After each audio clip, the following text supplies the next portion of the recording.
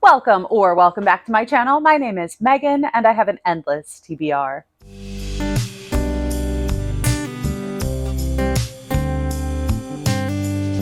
This is the second time I'm having to film this video due to audio issues. Mic is on, so hopefully I can move through this pretty quickly, let you know what I've brought into my house, whether temporarily or permanently. This is books bought and borrowed in the month of February. We'll sort of go in shifts. The first set of titles are volumes 7 through 10 of Naoki Urasawa's Monster. This is a historical fiction thriller manga featuring a doctor and a serial killer that the doctor is trying to track down. And these are borrowed through my library system. There are another 8 volumes to the series. I'm not sure how I'm going to get my hands on those if I decide to continue the series, which 10 volumes in, probably, but we will cross that bridge when we get to it. One of my favorite Barnes & Noble locations offers a sale annex in the back of the store. I've talked about them before. Everything in that store right now is on deep discount because they are unfortunately closing. They're reopening in a new location, but the sale annex is not going with them, so they're trying to clear out some inventory. I did pick up a few new books on my last visit to that store, and that includes The Haunting of Maddie Clare by Simone St. James, another historical fiction novel. Simone St. James likes to do a mystery with supernatural elements, and I have read from her before and thought I would give her another shot. The next is a sci-fantasy title, Light from Uncommon Stars by Rika Aoki. This is something I've had my eye on for quite a while. It features music, deals with the devil, and has a whole bunch of queer content, and written by a trans author. So thought it was a nice opportunity for me to pick this up. I also picked up Grady Hendrix's most recent release. This is How to Sell a Haunted House. I have already read this. I had this both as a digital ARC from NetGalley and as an advanced listener copy through Libro FM's librarian partner program. There is information about Libro FM down in the description and a referral link should you choose to use it. In essence, Libro FM is an alternative to Audible. So instead of supporting Amazon, you can support your local indie bookstore and actually select the bookstore that your proceeds will assist when you make a purchase. A few random selections from the library. These are older titles. The first one is Don't Call Me Crazy, 33 Voices Start the Conversation About Mental Health. Before we packed up all of our nonfiction and young adult materials for storage at the library, I did decide to bring this home since it jumped off the shelf and into my hands. This is edited by Kelly Jensen and features authors such as Libba Bray. Kelly Jensen herself has an essay in here, Meredith Russo, V.E. Schwab, and other names that I am both familiar and unfamiliar with. So I thought this was a nice little essay collection. I think we have essays and maybe short stories in here talking about mental health, specifically for a teen lens.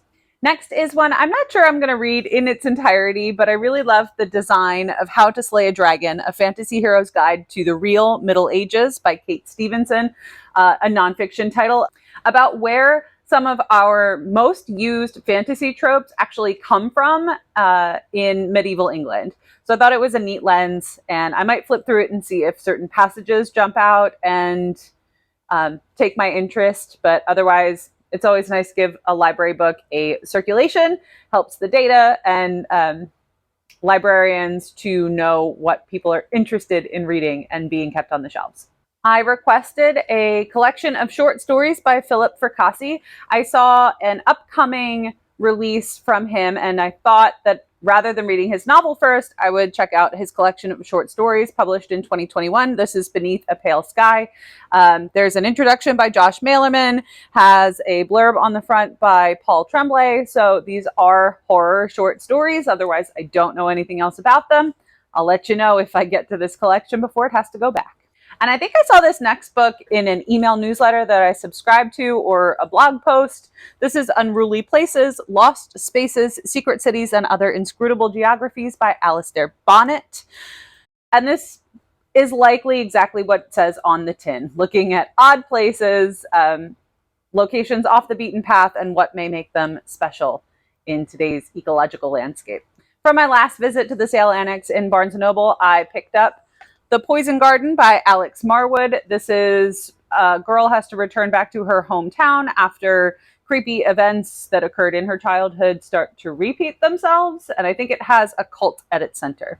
By Barbara Kingsolver, among one of my favorite authors, I'm fairly certain, is Animal Dreams. I liked that it centers a Native story, though I know Barbara Kingsolver is not of Native descent herself, or as far as I'm aware. This was also written quite a while ago, so I'm not sure about the representation as I have not read this book, but I do enjoy her method of storytelling and hope that the subject matter will be enjoyable and somewhat enlightening. Next up is Mr. Flood's Last Resort by Jess Kidd. I think that Jess Kidd has written some more gruesome mystery sort of, or historical soft mystery type stories, and I think this fits more on the whimsy side. We have a curmudgeonly old man who lives in a gothic mansion filled with feral cats and his new caregiver. So we shall see what sort of adventures arise in this setting. And next is Ellie and the Heartmaker by Hazel Pryor. Hazel Pryor is the author of How the Penguins Saved Veronica, which was featured in my most recent vlog on uplit fiction or uplifting literature. I do believe this fits firmly in that genre as well, featuring Ellie as she meets a Celtic harp maker on the English moors. And these characters likely come to some sort of understanding and connection through the course of this story. The next batch are the newer books coming from the library. I got my hands on Mira Grant's recent horror novella release. This is Square Cubed, I think would be the title, and I know nothing about this. It's from Subterranean Press. They have very limited releases, and I do like to borrow these from the library rather than spend, honestly, an exorbitant price tag for these particular editions. Leaping off of the reshelving cart, I snagged The Spite House by Johnny Compton. I believe this is a debut. I also have the audio as an advanced listener copy, obviously not so advanced any longer, but it is a book that I am interested in reading, so figured I'd grab it in print and take a peek through its pages as I listen to the audio production. The next is a poetry collection by Joshua Bennett titled The Study of Human Life. This is Bennett's third poetry collection and features topics such as abolition, Black ecological consciousness, and the boundless promise of parenthood. I'm not sure that this particular collection is going to resonate with me, but I figure that's a nice reason to take it out of the library. You can give it a try and see what works, and then take it back and let it find its readers. The last selection from the library is Olivia Atwater's Half a Soul. I'm sure that you have heard about this as it is all over BookTube, Book Talk. This is a cozy fantasy, whimsical fantasy set in a Regency-like era and features a cursed heroine who has half a soul, so is unable to relate appropriately in social situations. And the last section was from my most recent visit to Barnes & Noble. I went in, took a look at their displays, and a couple of titles caught my eye. The first one is fiction, My Heart is a Chainsaw by Stephen Graham Jones. This book has been on my list since before its release. I have previously enjoyed The Only Good Indians, and this features a high school senior who is obsessed with the slasher movie genre, who may find herself in a situation that is all too familiar from her favorite movies. And there were some nonfiction paperbacks that were buy one, get one 50% off. Of course, there were 3 books that I was most interested in, but I did pass on one and came home with Cast, The Origins of Our Discontents by Isabel Wilkerson. This was an Oprah Book Club pick in 2020 and is pretty well known in the United States, discussing race through the lens of a caste system. And finally, I picked up the paperback of Braiding Sweetgrass, Indigenous Wisdom, Scientific Knowledge, and the Teachings of Plants by Robin Wall Kemmerer. I've heard really great things about this particular selection, and it is a spring selection for my works book clubs. So I thought I might enjoy having a copy that I could annotate and make my own notes, which obviously I can't do if I only borrow a copy from the library. Based on my very brief descriptions, let me know in the comments below what you would be most interested in hearing about when I'm finished reading it.